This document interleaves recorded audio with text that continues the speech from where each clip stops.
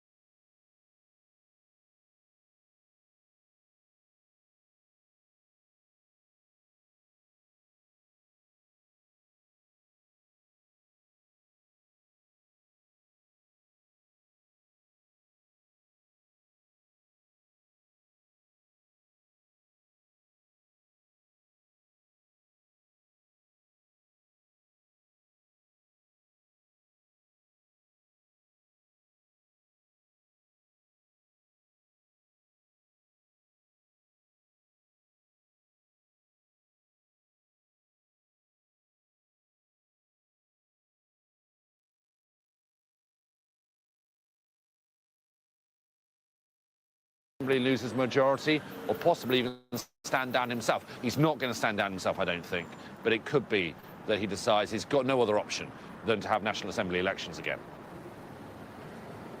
Yeah, Emmanuel Macron between a rock and a hard place there. Ali, thanks so much. Well, we've been reporting from Jerusalem throughout the day, and lots of developments in the Middle East. Let's bring in our Middle East correspondent, Adam Parsons, who is here with me this evening in Jerusalem. Adam, so many lines coming out from the Oval Office tonight. There are so many people here holding their breath across the region, frankly. And we're seeing leader after leader call Donald Trump, speak to him to make sure that everyone stays focused and on course. Yeah, it's a really fascinating sort of web of diplomacy that is going on at the moment. The first thing to say is Donald Trump is talking about thinking that there will be a Gaza deal. Now, let's temper that with the inevitability of saying that Donald Trump is always optimistic about this at the moment until the moment when he isn't. But he is saying that progress is being made. He says he wants the first phase done this week. And interestingly, he is praising Recep Tayyip Erdogan, the leader of Turkey, and that man appears to be becoming a crucial intermediary, talking with Hamas. Trump was saying how much Hamas respects Erdogan. At the same time, Benjamin Netanyahu today having a phone call with Vladimir Putin and talking about what is going on in Gaza. So this really is geopolitics on a grand scale. There are mediators there. So we have a first phase of this going on, Yalda. Interestingly, Netanyahu's big right-hand man, is not yet involved in these negotiations, but it looks like Steve Witkoff is, and Jared Kushner, who brings this kind of business element of, I think he will be the man whispering in Trump's ear and saying, regardless of all the politics, the morality, this is what the business situation looks like. And it comes back to that gravitational pull. We know the Nobel Prize is being awarded on Friday. The families, the hostages forum have written a letter today endorsing Donald Trump for the Nobel Peace Prize. So the pieces feel as if they're coming together, but I think we always have to also say there is a long way to go in this negotiation because there are still some red lines.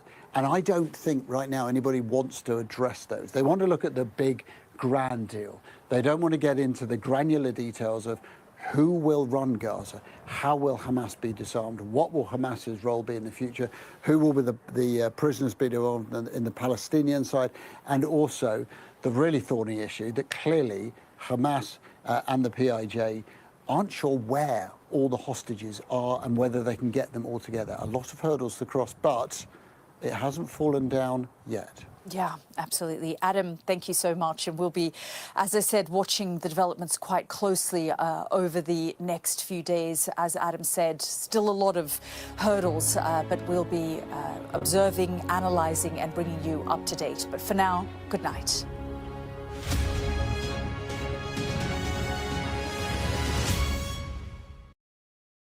I witnessed the complete destruction of a place linked to my childhood memories. This is insane. I'm Yusra Al-Bagher, Sky's Africa correspondent based in Johannesburg, South Africa. I felt awe when we saw the mountain gorillas in Rwanda. We call him the king of the jungle. This is the alpha silverback. Sky News, get the full story first.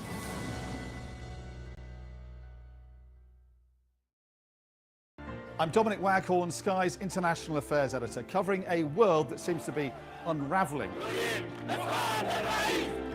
It's not his country, it's ours. Sky News, the full story first, free wherever you get your news.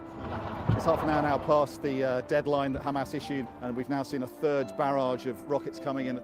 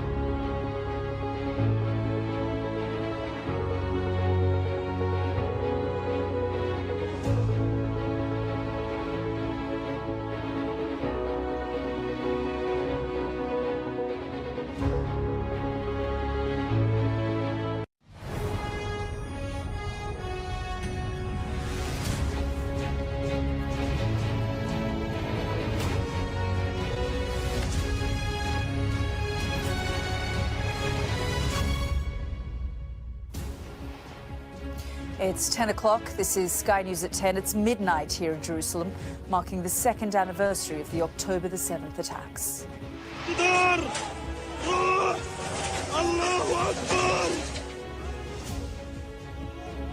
More than 1,000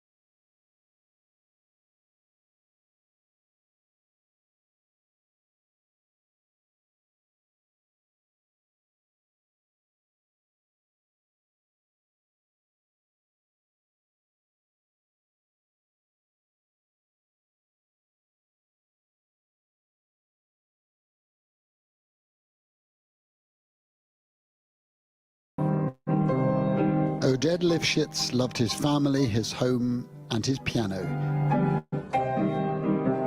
But then came October the 7th, when he was taken.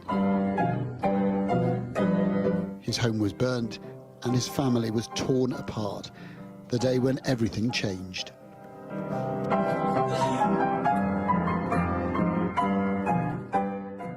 The whole kibbutz is waking up every morning to the 7th of October. This is Oded Lifshitz's house. My father-in-law's house.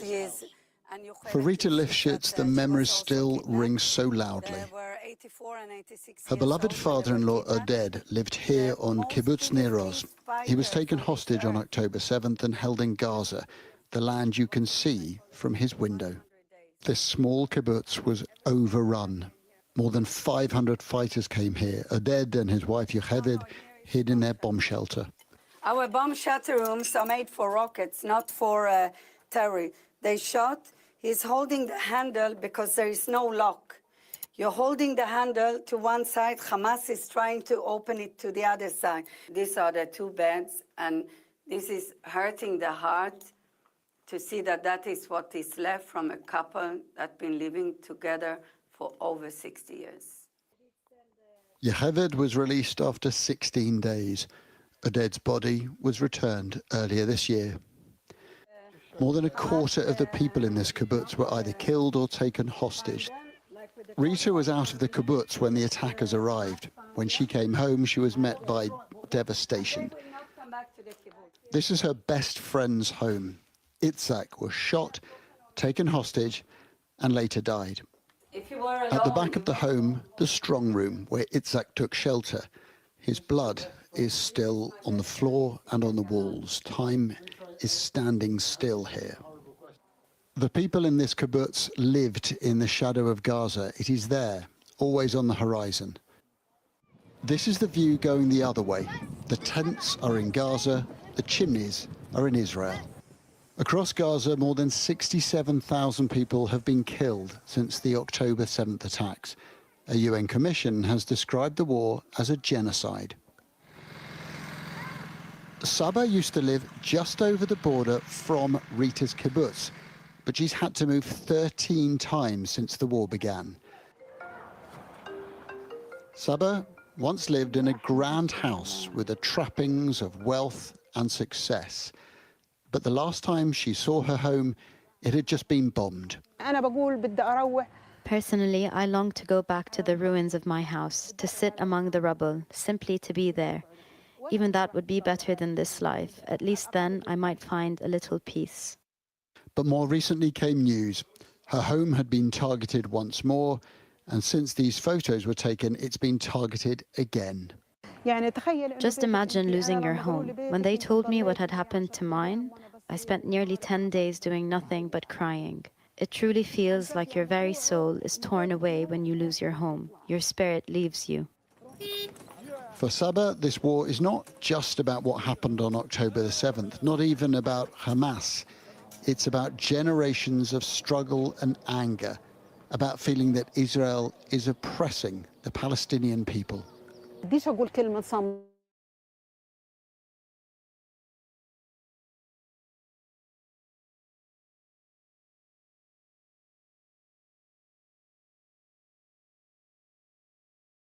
Suffer, not just those who are killed and injured, but those who shoulder the burden of misery. In Gaza and in Israel, the scars caused by October the 7th run deep, and who knows if they will ever truly heal. And our Middle East correspondent Adam Parsons is here with me now. And Adam, we are going to talk about peace talks in a moment, the ones that are taking place in Egypt. But we know in the last half an hour or so, President Trump has been speaking. Let's just take a listen. I think we're going to have it soon. I think we're going to have a deal. It's a hard thing for me to say that when for years and years they've been trying to have a deal with Gaza. But, literally for centuries, okay, if you really think about it. But we're going to have a Gaza deal, I'm pretty sure, yeah. And I think Hamas now has been, all I can say is they've been fine. They've been fine. I hope it's going to continue that way. I think it will. I really think we're going to have a deal. We have a really good chance of making a deal. That was Donald Trump speaking in the last half an hour or so. Adam, quite interesting how optimistic Donald Trump remains, and we'll have to wait and see how the two sides, who are not going to hold direct talks, they are in direct talks currently taking place in Cairo, how they'll come out of this in the coming days. Yeah, it's a rather curious setup. It's almost like notes being passed between them and that they don't meet after all. And worth saying that the person leading the Hamas delegation is somebody the Israelis tried to kill a month ago. So, but it doesn't really matter because you've got this optimism coming from the United States. And ultimately, you've got so many nations who want a deal. Hamas probably want a deal if they get it done on terms that are acceptable. Yes, the Israelis would say the same thing. So there's an enormous amount of momentum, and geopolitically there's a lot of people trying to get behind this. So Benjamin Netanyahu spoke today to Vladimir Putin. We don't know what they said. It's clear that the Turkish president, Recep Tayyip Erdogan, is becoming something of a kingmaker here. Trump was pretty eloquent in his support of Erdogan, saying that Hamas listen to him. So the moving parts are there. The Arab leaders, many of them want to get behind it. Ron Dermott, interestingly, the trusted lieutenant of Netanyahu, isn't involved in these talks yet, but he is expected to come in if progress is made. And I think what's apparent is that there is an overall framework based on Trump's 20-point plan that parties have agreed to. And in some of that is saying we will go along with these main bits. Some of it is saying we'll worry about these another time. The problem is, behind the optimism, some of these intricate questions are very, very hard about the future leadership of the Gaza Strip. The Palestinians want self-determination. They want to run their own land. The Israelis really don't want that to happen. Then it's down to the prisoner exchanges. I think that is resolvable. I think they will get there over the line if they need to. But also, where do you get the hostages? Where are they? Progress is being made, Yalda, but we're not there yet. Yeah, Adam, we'll have to wait and see how this develops over the next few days and weeks. Thank you so much for all of your analysis, and we will be following all the developments here on the ground. As Adam said, progress is slowly being made, but there are a lot of roadblocks, a lot of hurdles, a lot of moving parts, and we will continue to follow all the developments. Anna, back to you in the studio. Yalda, thank you. The funeral of one of the victims of the Manchester synagogue attack has taken place, with mourners remembering his bravery. Adrian Dalby is believed to have been shot dead by police while trying to stop Jihad al-Shami from getting into the building in Cromsall last Thursday. One of the men who came face-to-face with al-Shami has told Sky News he believed that everyone was going to die in the attack. Our North of England correspondent Katie Barnfield reports. Holding back terror while fearing for his life. Ivor Rosenberg was a volunteer security guard at Heaton Park Synagogue on the day of the attack.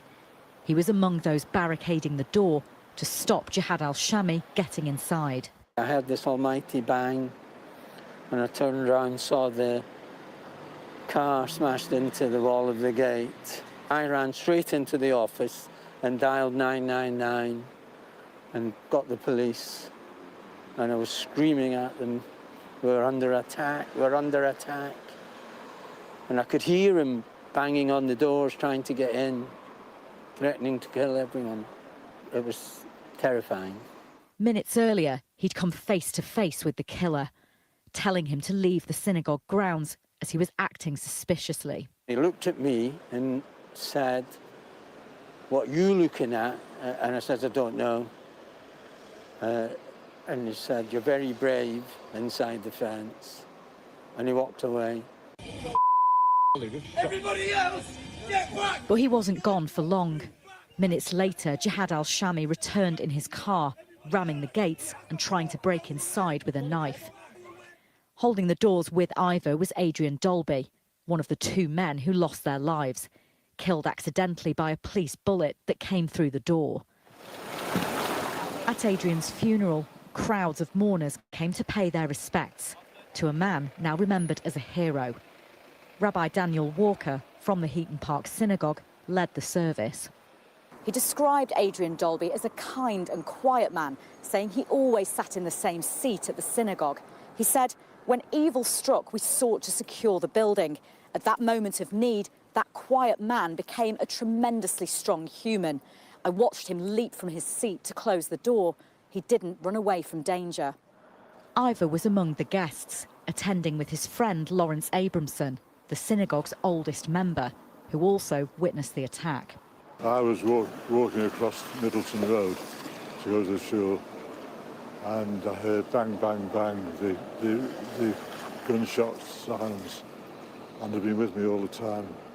I sleep and I can hear them.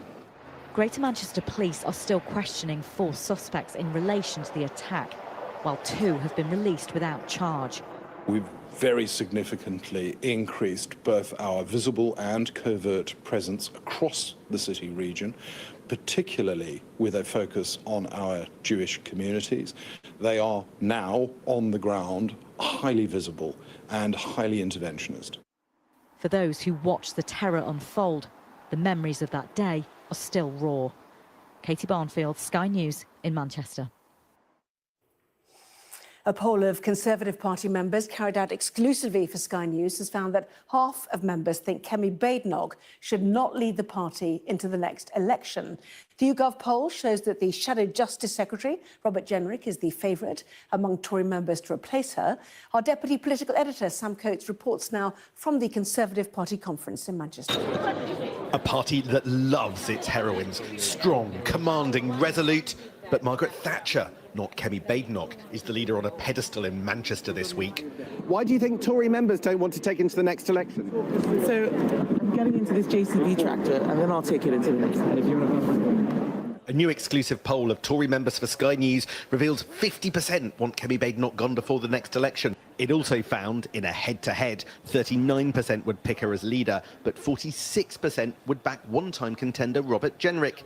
and just 14% expect the Tories to win a majority next time around. But what should the party do about the threat from reform? I want the Tory party to be once again the natural home for all the small C Conservatives out there in the country. Never and I support, believe you we would can do never that. support a pact of any sort. Look, that is not our priority. That's not our priority. He's in tune with the members. Our poll found a 2-to-1 margin backing a Tory reform deal. The current leadership more focused on policy for now, including big cuts to welfare, the civil service and net zero. The savings I am setting out today would reduce the size of government by almost £50 billion. For those actually here in the hall, giveaways too. Today, I can announce that as a direct result of getting public spending under control, a future Conservative government will completely abolish business rates for shops and pubs on our high streets. End of! To younger people, I say, we will get debt off your back. We can and we will. To turn things around, the Tories need to get heard. And the party promised a policy-rich speech from the Shadow Chancellor, with spending as well as big cuts. But the huge number of empty seats tell their own story. Problems on multiple fronts can feel like whack-a-mole. They want to change the script and hit the other parties where it hurts. Sam Coates, Sky News, Manchester. Well, the shadow environment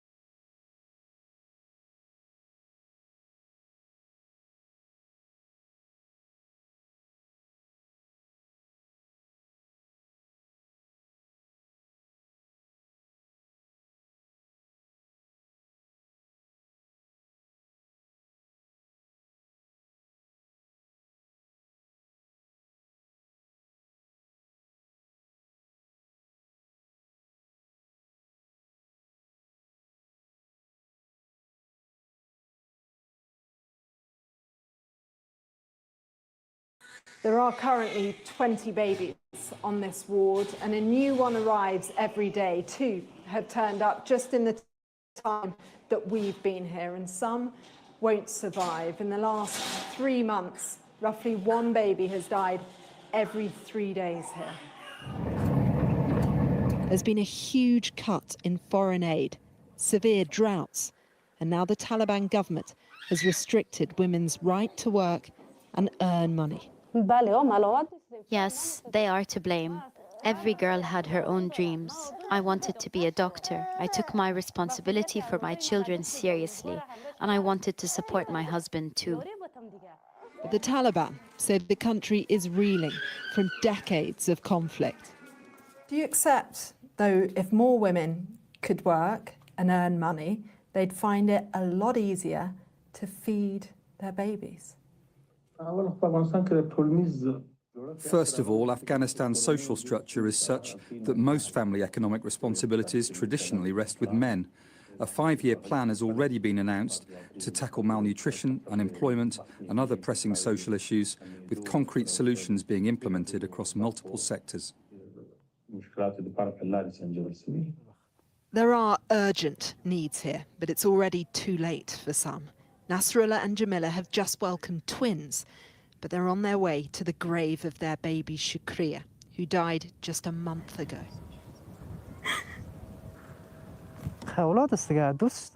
She was our child. We loved her. I will never forget her, so long as I am alive. We really tried. We went to the doctor for checkups, for ultrasound, for blood works. We tried our very best, but none of it could save her. Deaths aren't documented in a lot of these communities, but locals tell us more and more children are dying because of malnutrition. A silent, searing loss that is spreading. Cordelia Lynch, Sky News, Badakhshan in Afghanistan. Ukraine's military says it struck one of Russia's main explosives factories, as well as an oil terminal in Russian-occupied Crimea. Ukrainian officials say the attacks were carried out as part of a strategy to reduce Russia's offensive potential, as well as its missile and bomb capabilities. The strikes came after at least 5 people were reported dead in a large-scale Russian missile and drone attack on Ukraine over the weekend. A man has been arrested on suspicion of arson with intent to endanger life after a fire at a mosque in East Sussex on Saturday night. Nobody was injured in the incident in Peacehaven. Police say they are treating it as a hate crime.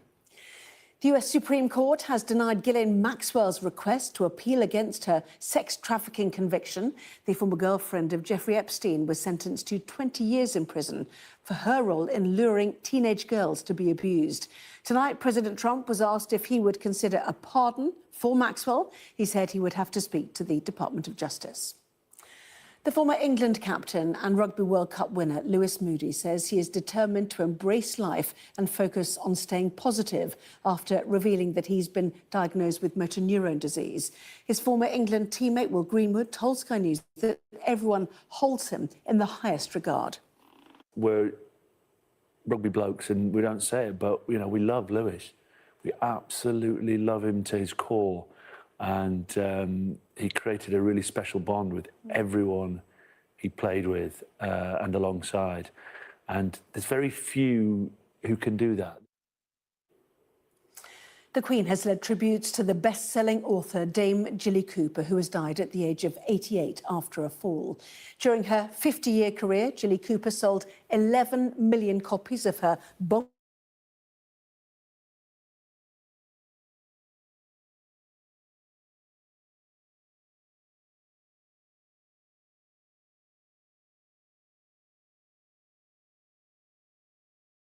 Jilly Cooper explained how she wrote her books. Is it very hard work writing a book? Yes. I mean, no, yes, yes, it is, because I'm very slow and I'm not very bright, and I have to do lots of drafts of everything.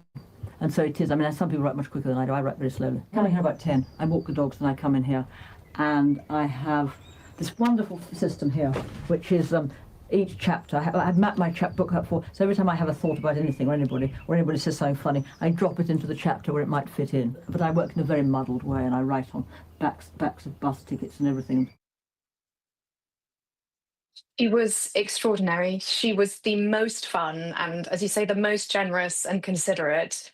She loved life. She thrilled at everything that was happening to her in her later years. She couldn't believe it. And she was so unafraid to have fun and to lean into that and really enjoy what was good about life. And she was never one to dwell on the bad. And she would hate to actually have caused any sadness with her passing.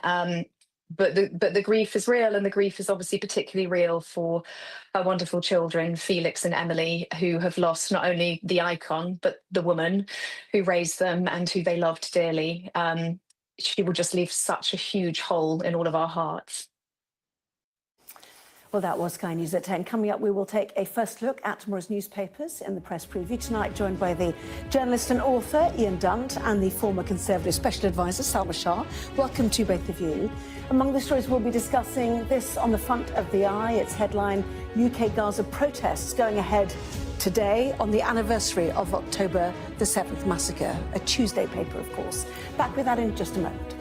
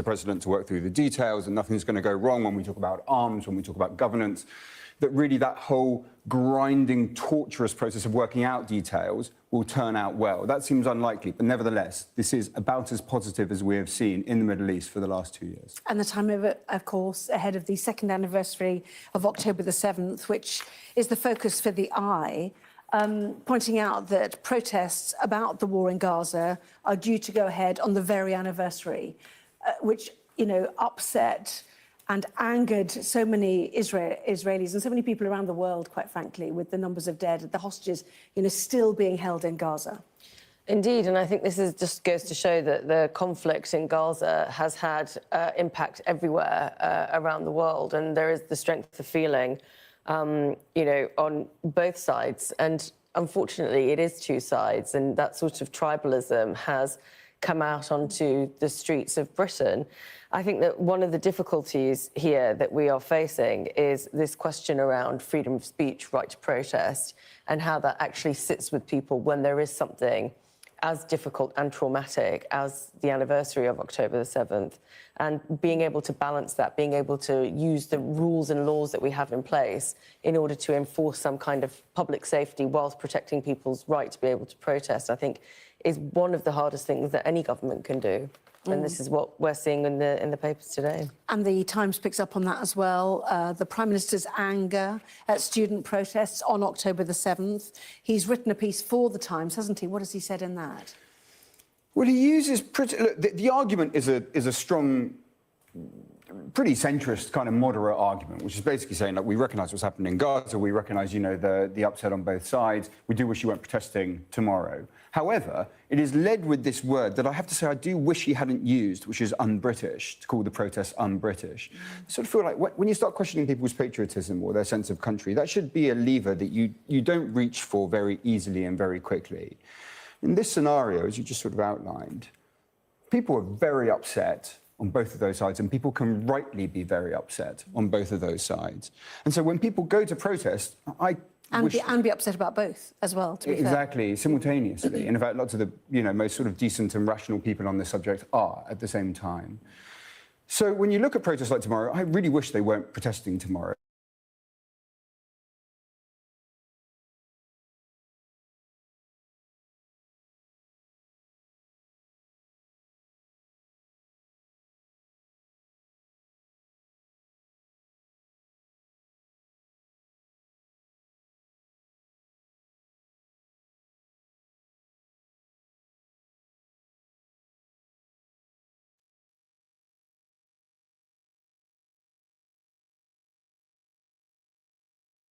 The president to work through the details and nothing's going to go wrong when we talk about arms, when we talk about governance. I mean, I think that's a really difficult one because, you know, if there is a strength of feeling and people are coming out consistently to protest, I mean, is it right for the state to then decide whether they can or cannot do that? I think that is a really difficult question to answer. I do understand what Ian is saying around the concept of un-Britishness around this, but I think it's one of those phrases that he's used that could be taken in so many different ways, because fundamentally it is somebody's right to protest, but it is also your right to choose not to do it as well, given the circumstances around. And I think the issue here is a very real public safety one, which is around some elements of these protesters who have used anti-Semitic language, do make people feel unsafe. Particularly in the Jewish community, and that is the un-British element around it. But I think, as you have just pointed out, you know, people are going to view that as defining all protests of this nature as un-British. And there is so much nuance around this. There is so much explaining that needs to be done. You know, is it appropriate for the Prime Minister to sort of wade in with an op-ed that is so direct instead of being that calming force? I do get that. But at the same time, there is strong feeling on this. You're never going to get this right. The sad part is that the rest of the op-ed is good. It's like well argued, it's actually quite moderate, it goes down the line, it's just like, but there's a word there, and of course the word is the first thing in the first paragraph on the front page of the Times, because once that word's in there, that's when you got the artillery out. You know, and artillery isn't what you want in a situation like this. You want a very different approach. Let's go to the Conservative Party conference. I don't know what you thought of the pictures of a well, hugely empty hall, one might say, during Mel Stride's speech. I know there were many people outside trying to get in, you know, some suggestions security was holding people back, but what do you feel about the numbers who were there? You know, almost half what was there at the Reform Conference, which was shorter. This is longer. Perhaps they get more airtime if it's longer, but, you know, your sense of the mood, first of all. I mean, it can't just be, you know, this thing about holding people outside. I mean, anyone I know that's there has been WhatsApping saying, my God, it's like Shaun of the Dead over here. Like, you know, it's like the end of days. There's nothing, I mean, to be honest, people that were around in the early noughties, which was the last time, you know, in this sort of generational cycle where we were like, the Conservatives are dead, we're like, the early noughties looks like this period of buzzing excitement for the Conservative Party next to what's happening there right now. Like, that is a corpse. You're looking at a corpse. Well, thank you. I'll be going there tomorrow, so I'll look forward to that. Good luck. No. Yes, and let's see what is welcoming you. There you go. I mean, it's not, you know, it's not empty. It filled up a bit. But I think, what is it? Is it 3,500 people there? Did they just book a venue too big? It's not quite what it was in its heyday, I'll confess that. But also, you know, they're not the party of government.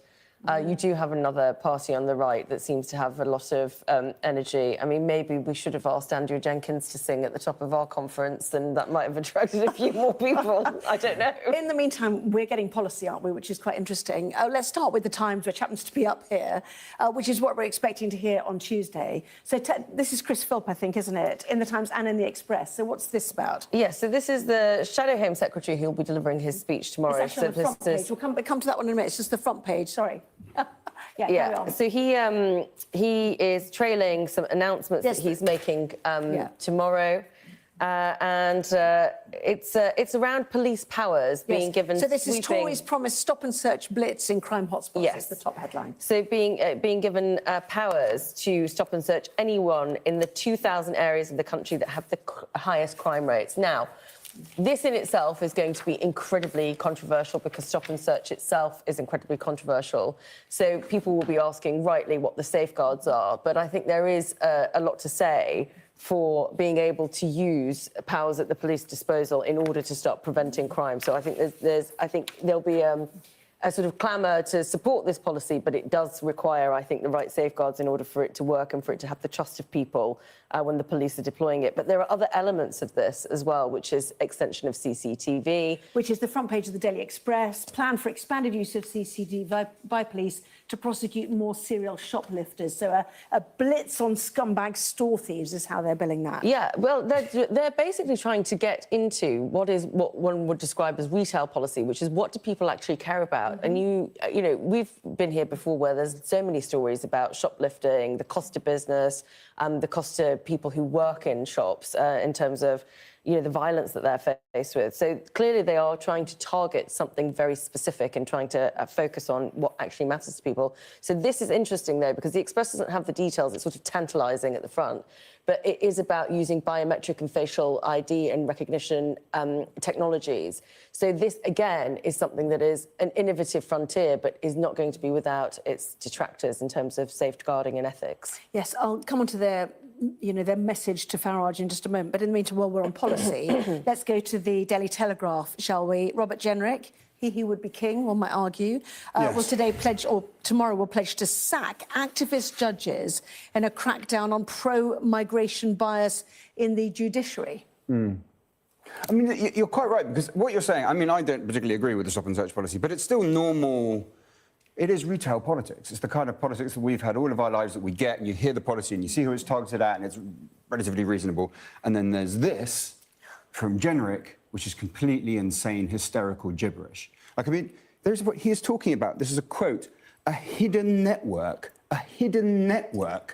of activist judges subverting the independence of the judiciary. He's like one step away from going full McCarthy and saying, I have in my hands a list. And in fact, he's really not far away from saying that. A list of more than 30 sitting full-time and part-time judges. This is what McCarthy, when McCarthy did it all those years ago, realised the genius was to have a set number. To come out and say 26, he was never clear about the numbers, 48, 96, 32. The same thing here. Set number engaged in a sinister plot against Britain, activist lefty judges. I mean, this is, you see, that's the point where you just think, like, well, that's just not, it's not any kind of conservatism that we've known in our lifetime. Like, that is something else, and it would be much much more comfortable in the wilderness jungle of Nigel Farage's mind than it would be in what should be the respectable hallways of the Conservative Well, mind. you might have seen the Sky News YouGov poll today, which showed that he is the front runner, even amongst Conservative members, to lead them into the next election. But you've mentioned Farage. Let's go to the inside pages of the Times, shall we? Tories say Farage is marching left on the economy, which is fair enough, because it's a big spend policy programme, isn't it, from Reform? Yeah, and here's the interesting thing. I mean, obviously, we've talked about the empty halls, the fact that the Conservatives need to make an impact, the fact that there is so much policy that's coming out, which you wouldn't normally see from a political party at this stage in opposition. But clearly, they are trying to find that dividing line with Reform. Alongside that poll, it's not just about who should lead, it's also about how many members want to see a pact with Reform, for example. You know, notwithstanding the questions of who would be kind of like the senior and junior partner in that pact. But there is some clear blue water between the two elements of the right on the economy. The Reform platform seems to advocate a bigger state, a more active state, a bigger spending state, and the Conservatives seem to be trying to create this economic cocoon in which they're going to exist and trying to create a bit of a space for themselves where they have their own identity. I don't think it's a bad strategy, actually. OK, fascinating. We'll watch, and good luck tomorrow on your way. Seriously. Coming up next, though, we will reflect on the bonk-busting literary queen with no rivals. I'm sure you know who we're talking about. Back in a moment.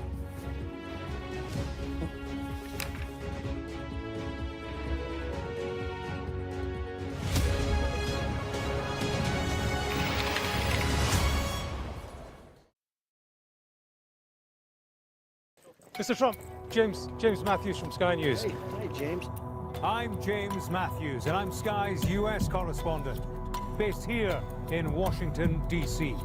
Mr. President, what will you say next to Benjamin Netanyahu? In June 2009, did you stay at the apartment in Manhattan of Jeffrey Epstein?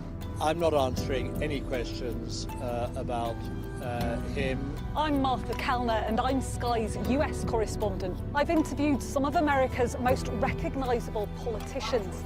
Should the Defence Secretary and the Vice... Wait, what country are you from? The UK. Okay, we don't give a crap about your opinion and your reporting. Mr Walker, you're anti-abortion, but two women say that you paid for their abortions.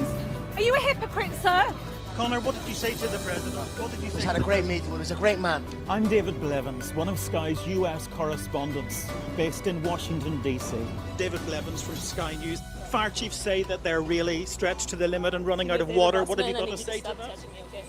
I've witnessed the remarkable passion for politics here. Why only in America? Why is this American exceptionalism? I just want to understand why you do not think that guns are the problem. Why is this just an American problem? The anger, too, and the division. Where are you from? From Sky News, UK. Yeah. Back up. Mr. Navarro, Well, it's my... I'm allowed to ask questions, aren't I? I'm Mark Stone, and I'm Sky's US correspondent based here in Washington, D.C.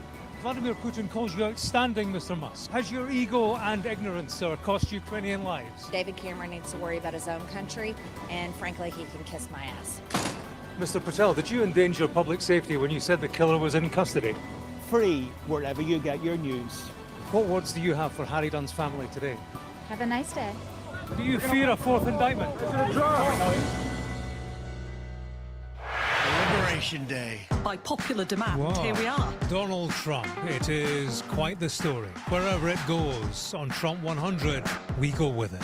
Tell us who you're looking for. Unbelievable we've come to this. Are you overstating the reach and significance of this deal? Not like you said it. From the UK. Why don't you go back to your country where you have a major migrant problem? It was 10 feet from it, and all of a sudden the shots rang out. People impacted. I'll tell you on another day on the podcast what that was all about. Join us wherever you get your podcast.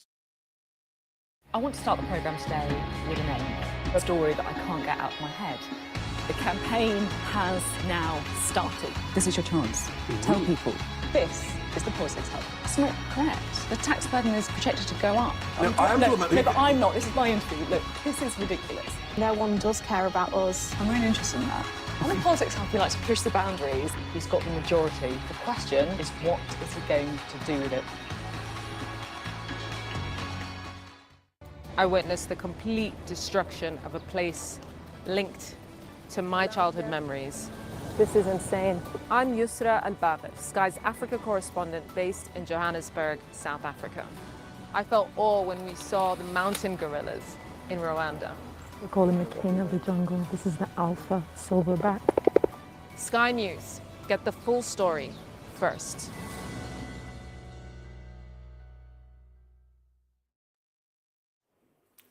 Welcome back. You are watching the press preview. Once again, Ian Dunt and Salma Shah are here. Welcome back to both of you. Salma, let's go to the Daily Mail, shall we? Biggest phone gang smash. This is a lot of, affected so many people, hasn't it? Suggesting that it is a gang responsible for exporting almost half of the mobile phones stolen on Britain's streets. Extraordinary. It's absolutely incredible. And I'm really taken with this story because, as you say, lots of people have been affected by this. People coming in on mopeds and bikes, snatching your phone out of your hand as you're walking down the street. I mean, there are so many clips and videos and memes around this particular type of crime. But the fact that, this is a good news story for the Met. The fact that they've been successful. This is some of the footage released by the Metropolitan Police, as you can see. But what's incredible about this is that they've been able to track these gangs, and the numbers of phones that have been stolen that have been linked back to this one particular gang is quite incredible. So it's just been this huge enterprise that's been run by what is essentially a handful of people, and the police have actually found them as cross borders. So you've got a gang in Britain that have been basically exporting phones to China, mainland China and Hong Kong. And the way that this structure must have worked is quite phenomenal. But hopefully what we're going to see is the Met wising up, getting its innovation right, making sure that they can see these trends and patterns and preventing these kinds of gangs from existing in the future. But it's really quite, the Met doesn't always get a good rap for things, but well done the Met. Well, the Metropolitan Police, in terms of the numbers that you talked about, believe that this gang smuggled up to 40,000 stolen phones from the UK to China over the past 12 months alone, up to 40% of all phones stolen in the capital. And they launched what they called Operation Echo Steep in December 2024 after a box containing about 1,000 phones being shipped to Hong Kong was found at a warehouse near Heathrow Airport. So it's not just this video we saw, is it? There's been multiple strands of policing involved here. Also the front of the Metro as well. So, Ian, your thoughts? To be honest, even the numbers feel almost surprisingly small given the scale of this problem. So if you know anyone that lives in a major urban city in this country, you will know people that have faced this. It's almost talked about in the same way as getting the flu. And you'll regularly see friends come up on WhatsApp and sort of be like, well, actually, I've lost all of my numbers. I'm sure they're not just saying this to me. I've lost all of my numbers because my phone's been stolen. So, this feels absolutely ubiquitous and one of the most sort of pressing and widespread forms of crime that we're seeing at the moment. The numbers are not surprising. Yes, indeed so. So after they got that shipment, they intercepted further shipments and used forensic evidence found on the packages to identify the suspects. So anyway, I think we'll probably hear more about that hopefully from the Met tomorrow as well. A man was charged with handling stolen goods after being stopped with 10 suspected phones at Heathrow Airport on September, they added, in 2024, apologies, yes. So anyway, lots more on that tomorrow. So it's the lead for the Mail and the Metro. In the meantime, should we go to the front of the Sun? And this is the really sad news that Jilly Cooper, who had seemed actually in good health, has died after a fall. I know, and it's so sad, as you say, because it's been such a shock to the family, as they're quoted in this piece. But as the Sun has so ably illustrated with its headline, "Romp in Peace, Jilly," I think the tributes have been really quite different to what you normally get from for a national treasure who's passed away. Even the Queen said, I can't find the quote now, but said something along the lines of, hope she finds endless handsome men. No, impossibly handsome handsome men, that's right. And devoted dogs in her hereafter. That was, that was the same. But you weren't that amused by it, given it came from the Queen? It's not quite regal, is it? To have that sort of tone, but I suppose it's Jilly Cooper, it's very Jilly so Cooper, it's okay. It's very Camilla before being Queen, isn't it? But I have to say, my mum had all the originals back in the day, and as a young child, I would sneak a read, if I'm honest with you, and I think I was sitting there, reading reading it like that. But actually, she was so entertaining and so very kind. Everyone talks about anybody who came across her was a handwritten note saying thank you. So joyous as well in her delivery and her outlook in life. There's so much more than the bonkbusters alone about Jilly Cooper. Yeah, but although there's nothing wrong with it being bonkbusters, and to be honest, that fact, we were talking about this earlier, that fact is probably the reason that so many young women started reading this stuff. Because it wasn't the stuff that was given to you by the teacher, and it wasn't the stuff that was accepted by the school, it was the stuff that was naughty and that you had to, you know, sneak away with and read. And that makes it a much more attractive proposition for someone, you know, as a teenager. I was going to say, but also it's quite interesting because the kind of things that she was writing isn't kind of, you know, the sort of explicit or gratuitous thing that you're actually trying to protect children from today. So it's kind of something cheeky that you've picked up, but it's not terrible. Yes, we will talk more about her a little bit later on. But Ian Dunn, Salma Shah, thank you so much for that. Thank you. Quick look at the weather now. The next couple of weeks look relatively settled, although there will be strong winds and rain at times, mainly over northern and western parts. So mild, breezy, rather cloudy at first tomorrow, with patchy, mainly light rain running from the southwest of Ireland up into much of Scotland. Most other places look dry, but southwestern Britain can expect a little drizzle. Northwest England, the rest of Northern Ireland and the southeast of Ireland will see rain edging in during the morning. Northern Scotland and the northwest of Ireland will brighten up. Most other places look dry. We'll come up next on Sky News at 11. On the second anniversary of the Hamas attack on Israel, renewed ceasefire talks are underway to try to bring an end to the war in Gaza.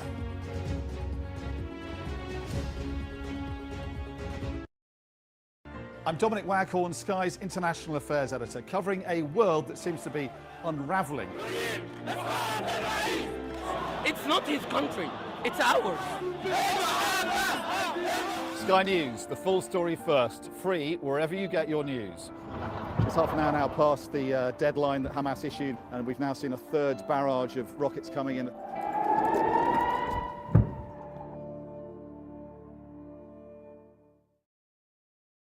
We arrive, a secret hospital hidden in the Myanmar jungle, treating the victims of this bloody war. This is Myanmar today. Its military rulers don't want the world to see, but we have. I fight for my own future. I fight for my generation's future. This is an actual crime. They don't care for that. Myanmar army is only a couple of kilometers away. So this is a major humanitarian disaster.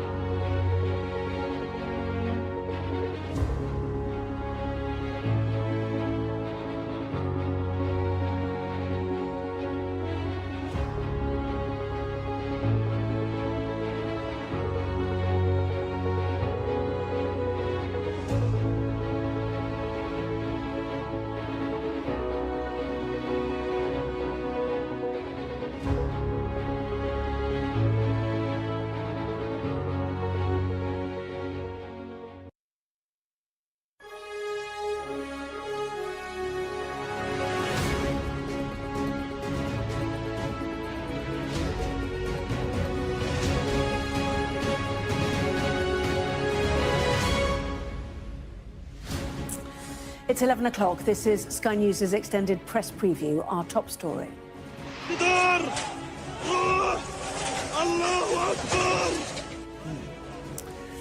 The second anniversary of the October the 7th attacks, when more than 1,000 people were killed in Hamas raids on Israel.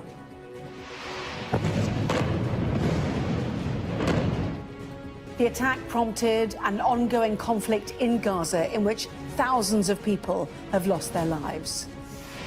Tonight, President Trump says he expects renewed ceasefire talks to result in a deal soon to end the devastating war in Gaza. Also tonight, an exclusive Sky News poll shows half the Tory membership want Kemi Badenoch gone as leader.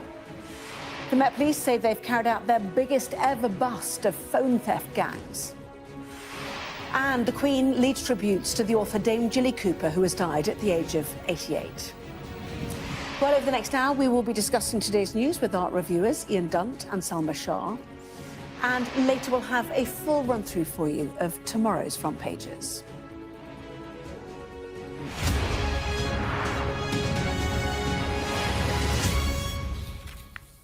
Hello there, good evening. Midnight has passed in Jerusalem, marking the second anniversary of the deadliest attack in Israel's history.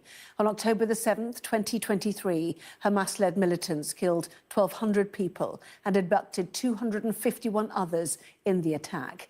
It prompted an Israeli offensive in Gaza, in which more than 67,000 Palestinians have been killed, according to the Hamas-run health ministry. Well, today, delegations from Hamas and Israel began indirect talks in Egypt to discuss bringing the war to an end, in line with President Trump's peace plan. He said tonight that he expects a deal to be agreed soon. Well, over the next hour, we will bring you tonight's headlines, tomorrow's front pages, and the views of our paper reviewers, the journalist and author, Ian Dunt, and the former Conservative Special Advisor, Salma Shah. But first, our Middle East correspondent Adam Parsons has been speaking to people in Israel and in Gaza about the effect of this conflict and their hopes for the future. Oded Lifshitz loved his family, his home, and his piano. But then came October the 7th, when he was taken. His home was burnt, and his family was torn apart. The day when everything changed.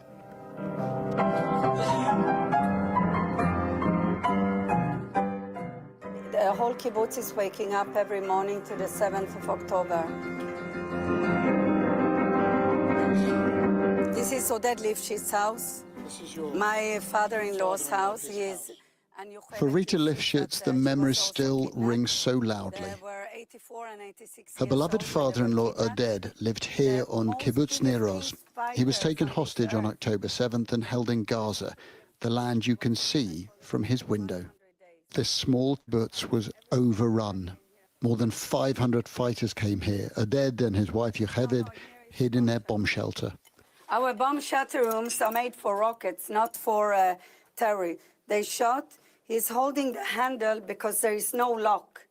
You're holding the handle to one side. Hamas is trying to open it to the other side. These are the two beds, and this is hurting the heart to see that that is what is left from a couple that's been living together for over 60 years.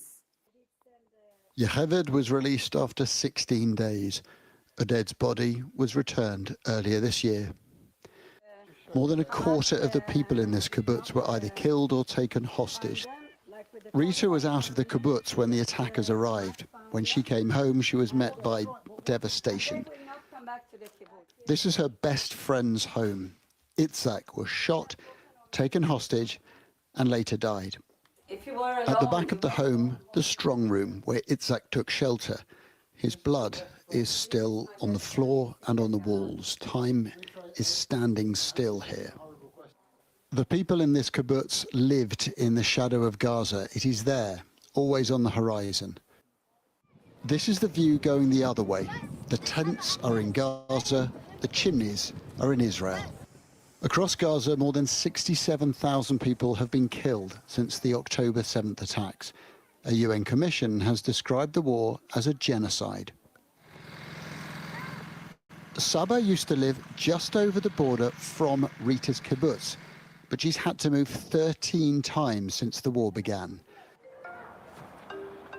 Saba once lived in a grand house with the trappings of wealth and success. But the last time she saw her home, it had just been bombed. Personally, I long to go back to the ruins of my house, to sit among the rubble, simply to be there. Even that would be better than this life. At least then I might find a little peace. But more recently came news. Her home had been targeted once more, and since these photos were taken, it's been targeted again. Just imagine losing your home. When they told me what had happened to mine, I spent nearly 10 days doing nothing but crying. It truly feels like your very soul is torn away when you lose your home. Your spirit leaves you. For Saba, this war is not just about what happened on October the 7th, not even about Hamas. It's about generations of struggle and anger, about feeling that Israel is oppressing the Palestinian people. We are exhausted, broken by what has been done to us. October 7 was just one day, but for us, it has felt like living through hundreds of October 7ths. In wars, people suffer, not just those who are killed and injured, but those who shoulder the burden of misery. In Gaza and in Israel, the scars caused by October the 7th run deep, and who knows if they will ever truly heal. Adam Parsons, Sky News, Jerusalem. Well, speaking earlier tonight, this is what Donald Trump had to say about the chances of a deal to end the war in Gaza. I think we're going to have it soon. I think we're going to have a deal. It's a hard thing for me to say that when for years and years they've been trying to have a deal with Gaza. But, literally for centuries, okay, if you really think about it. But we're going to have a Gaza deal, I'm pretty sure, yeah. And I think Hamas now has been, all I can say is they've been fine. They've been fine. I hope it's going to continue that way. I think it will. I really think we're going to have a deal. We have a really good chance of making a deal. Well, let's see how the papers are covering the conflict, the rhetoric around it, and the ongoing peace negotiations. Hope in hell, that is the headline on the front of the Daily Mirror, as Israel continues its airstrikes on Gaza despite peace talks taking place in Egypt. The Times reports on the families of the Israeli hostages, encouraging the Nobel Prize Committee to award the Nobel Peace Prize to Donald Trump for what they call his unprecedented contributions to world peace. And the Eye looks ahead to pro-Palestinian demonstrations, which are expected to take place across the UK tomorrow on the second anniversary, of course, of the October the 7th attacks. So let's get the thoughts now of our guests, Ian Dunt and Salma Shah. Welcome to both of you. Lovely to see you.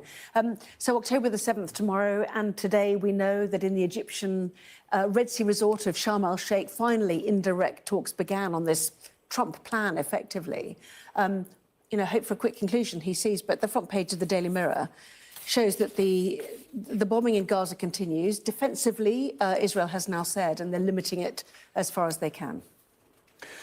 Yeah, I mean, look, you can almost you look at it as a two-stage process, right? And the first stage is just what everyone wants, and that is ceasefire. And that is what today is about. And there's no one talking, you can talk about for centuries and all of this nonsense is obviously ahistoric and just completely inane. That's not what it's about. What we'll go into then is the real second phase program, which is really difficult. Like, even if you take what Hamas has accepted so far of it not having a part in the government, what are you going to do to prevent it from turning into, for instance, the way that Hezbollah has operated, in other countries in the Middle East, which is to basically say, well, we don't have to be in the government, but we can control the government, and we can dictate the basis upon which politics operates in this country. And to do that with Hamas, you need to start denying it, even light weapons, I would suggest, and also try to make sure that, you cut off as many connections as you possibly can. This is difficult, complicated, contorted, torturous stuff. In other words, it is not the kind of stuff that someone of President Trump's mind is ideally suited to be presiding over. So on the one hand, I think we can be, actually at this point, fairly optimistic about this first phase and the ceasefire. How we should feel about that second phase and the more complicated, protracted negotiations to come, I think we should be a little bit more hesitant about that. Yes, indeed. And we'll watch, those negotiations, but there's no trust on either side is part of the problem. In the meantime, bring it to the UK. The Eye and the Times talk about the fact that there are protests going ahead on the anniversary of October the 7th, which, as the paper there says, Keir Starmer has denounced plans for pro-Palestinian protests at university campuses across Britain as unpatriotic, urged students not to take part, which is what the Times says. And he's written an opinion piece, hasn't he, an op-ed, as they call it, on this very point. Yeah, and he is referring to these protests as un-British, as the Home Secretary had last week. And essentially, this is about being able to manage a very difficult situation, which is October the 7th is going to resonate for a lot of people and remind them of awful events. People are still obviously protesting the situation in Gaza and have every right to, but given the terrorist attack on a synagogue last week, there are, I think, enough concerns from the Home Office about public order and safety and whether, anti-Semitic elements that sometimes appear at these protests, whether actually that could potentially even lead to, in a worst-case scenario, some kind of copycat attack. So there are public safety implications for this. I think that this is an opportunity for people to try and come together and try and understand some of the nuance around it. But certainly, as we discussed earlier, the Prime Minister has been quite tough in terms of his language about what is considered patriotic and what's not. Yes, un-British, claiming they show a lack of respect for others. So he's trying to pin down what he means by un-British. But you find that an unseemly word in this circumstance, don't you? It's just unhelpful, isn't it? Like, what is you like? Anyone's job is just to try and calm things and lower the temperature and lower the volume. And the Prime Minister's job is doubly so. And yet we don't see that here. Like, this conflict, and I don't mean, obviously, this situation in general or historically. I mean it for the last 2 years. It is an and question. It is thinking about, like, can you understand pain on both sides of something? Can you comprehend it? Can you empathise with it? And can you actually speak the language of and, rather than trying to look at it as a binary, as a division that we just, try and lambast and attack and smear each other over it. And then to take any of these things, I mean, the vast majority of people who go to these protests, tomorrow is not a good day to be protesting. It is not a good time to do it. You shouldn't be doing it. And yet, for many people, most people, I would venture, who go on these protests, it's because they have spent 2 years just seeing almost like a daily drumbeat, a nightly drumbeat, because you wake up and you see how many people died overnight, as a result of what is going on. And they are morally outraged, and that moral indignation is not unpatriotic, and it does not come from a bad place, and they don't, frankly, deserve to be spoken about in the way that he has done.